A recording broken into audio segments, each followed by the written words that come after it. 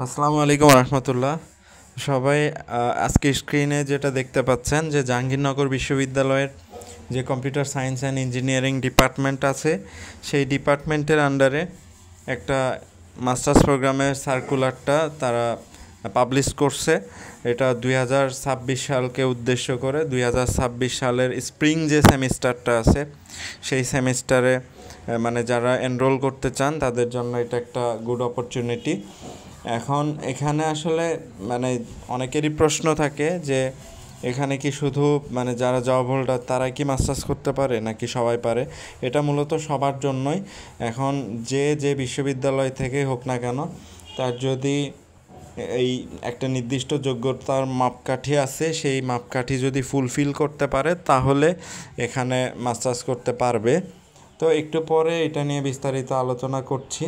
তার আগে আমরা সার্কুলারটা নিয়ে একটু আলোচনা করি যে এখানে 4/11/2025 থেকে শুরু করে 17/12/2025 পর্যন্ত এই আবেদন প্রক্রিয়াটি চলবে এবং অনলাইনে আবেদন করতে হবে এবং তাদের ওয়েবসাইটের অ্যাড্রেস এখানে দেয়া আছে। আপনি চাইলে এই অ্যাড্রেসে ঢুকে আপনি আবেদনটা সম্পূর্ণ করতে পারেন। প্রয়োজনীয় তথ্য এবং ফি জমাদান সাপেক্ষে আপনি আপনার প্রক্রিয়াটি সম্পূর্ণ করবেন আবেদনের।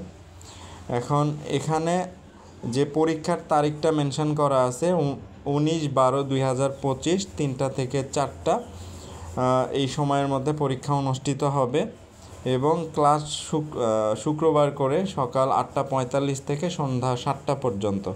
এখন 2026 সালে যে মাস্টার্স প্রোগ্রামটা অনুষ্ঠিত হবে তো এটাকে কেন্দ্র করে মানে যেহেতু আমাদের চ্যানেলে পূর্বে এইটার ব্যাপারে অনেক ডিটেলস আলোচনা করা আছে, আপনারা চাইলে দেখে নিতে পারেন।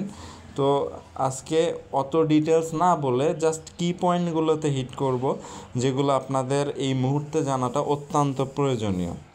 তো প্রথমেই যে অ্যাডমিশন টেস্টটা দিবেন অবশ্যই এখানে একটা প্রস্তুতির মধ্য দিয়ে যাইতে হয়।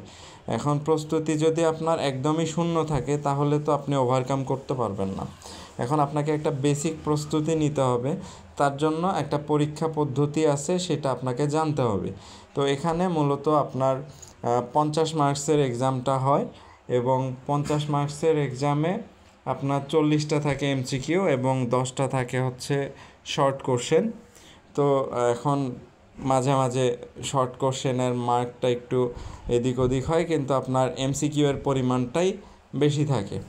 তো এইটা প্রিভিয়াস যে এক্সামটা হয়েছে সেইটার আলোকে বলা, ইন ফিউচারে ইনশাল্লাহ কোনো পরিবর্তন যদি আসে সেটা জানিয়ে দেওয়া হবে। আমাদের চ্যানেলে সাবস্ক্রাইব করে আমাদের সাথেই থাকবেন।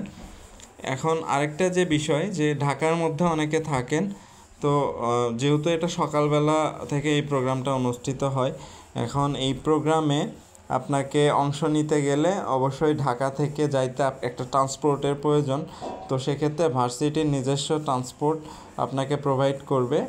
সকালবেলা 7টা থেকে যে স্ট্যান্ডে মানে নিকটস্থ স্ট্যান্ডে দাঁড়াবেন ইনশাআল্লাহ বাস আপনাদেরকে পিক করে নিবে। এটার জন্য আলাদা ফিস তারা নেয়। তো আসুন এবার খরচের ব্যাপারে একটু আলোচনা করা যাক।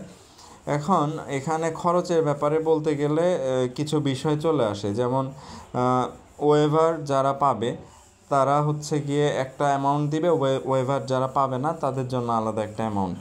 মানে সোজা কথা আরেকটু যদি খুলে বলি যে যারা ওয়েভার পাবে তাদেরকে কিছু কোর্স, প্রিরিকুইজিট কোর্স যেটা ব্যাচেলরে করছেন মাস্টার্সে তাদেরকে কিছু কম করতে হবে। মানে 3টা কোর্স আপনার ওয়েভার থাকবে। যারা সিএসসি ডিপার্টমেন্টে বা আইটি রিলেভেন্ট ডিপার্টমেন্টে গ্র্যাজুয়েশন কমপ্লিট করছেন সিজিপিএ অ্যারাউন্ড 3 তারা আপনার এই অপরচুনিটিটা পাবে। এবং যারা অন্য ব্যাকগ্রাউন্ড থেকে আসছেন যেমন ম্যাথমেটিক্স বা ট্রিপলি আদার্স ব্যাকগ্রাউন্ড থাকতেই পারেন, তাদের জন্য মূলত হচ্ছে কি আপনার মানে 3টা প্রিরিকুইজিট কোর্স যেটা ওয়েভার যারা পাবে তাদের থেকে বেশি করতে হবে। তো যার কারণে আপনাকে অবশ্যই এই অ্যামাউন্টটা জেনেই আপনাকে এখানে আবেদনটা করা উচিত। যারা ওয়েভার পাবে তাদের জন্য এখানে খরচটা পড়বে 1,40,000 টাকার মতো এবং যারা ওয়েভার পাবে না তাদের জন্য খরচটা পড়বে 1,60,000 টাকার মতো। তো এখন আসুন অ্যাডমিশনের সময় আপনাকে কত দিতে হবে, এটা অনেকেরই প্রশ্ন। অ্যাডমিশনের সময় আপনাকে 53,500 টাকার মতো জমা দিয়ে আপনাকে এখানে ভর্তি হতে হবে। তো যাবতীয় তথ্য আমি সর্বোচ্চ চেষ্টা করছি আপনাদেরকে জানানোর এই অল্প সময়ের মধ্যে। আর কিছু জিনিস আছে যেগুলো সার্কুলারে আপনারা দেখতে পাচ্ছেন স্ক্রিনে, প্রয়োজনে স্ক্রিনশট দিয়ে রাখতে পারেন। তো আশা করি এই পর্যন্ত জানলেই আপনার জন্য এনাফ ইনশাআল্লাহ পরীক্ষার আগ পর্যন্ত। এবং পরবর্তী যে বিষয়গুলো থাকে আমার চ্যানেলে A to Z কীভাবে এই প্রোগ্রামটা শুরু থেকে শেষ হয় দেয়া আছে, আপনারা চাইলে দেখে নিতে পারেন। এখন আরেকটা বিষয় যে যখন আপনি এই প্রোগ্রামটাতে চান্স পাবেন তখন অবশ্যই কোর্স রেজিস্ট্রেশন একটা ব্যাপার থাকে, সেটা অনেক একটু কেয়ারফুলি করতে হয়। এটা আপনার CGPA এর জন্য অনেক হেল্পফুল হবে। তো এইটার জন্য মূলত আপনার আমার বিগত যে এই রিলেটেড ভিডিও আছে এটা দেখে নিলেই ইনশাল্লাহ হয়ে যাবে।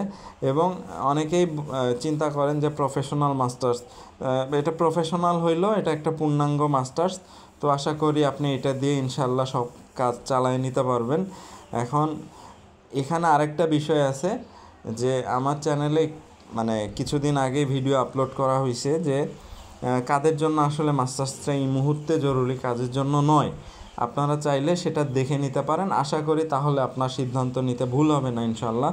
তো সবাই ভালো থাকবেন, আর কোনো প্রশ্ন থাকলে অবশ্যই জানাবেন। আসসালামু